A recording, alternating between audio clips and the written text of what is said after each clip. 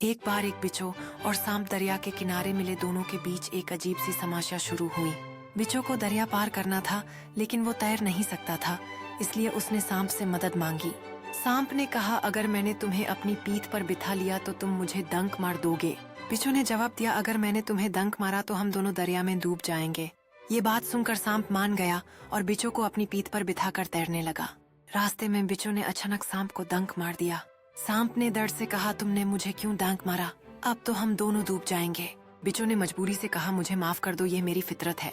Moral: फितरत बदलना मुश्किल होता है, चाहे नतीजा कुछ भी हो। कहानी के इस मोड़ पर सांप और बिच्छू की कहानी एक सबक देती है जो हमारे व्यवहार को प्रभावित करती है।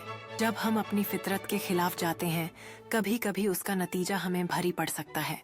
इस कहानी से ये सीखने को मिलता है कि हमें अपने स्वभाव को समझना चाहिए और दूसरों के साथ व्यवहार करते वक्त सावधानी बरतनी चाहिए। आखिर में दोस्ती और विश्वास का मूल्य समझना जरूरी है, क्योंकि कभी कभी हमें विश्वास के बिना ही कठिनाई का सामना करना पड़ता है।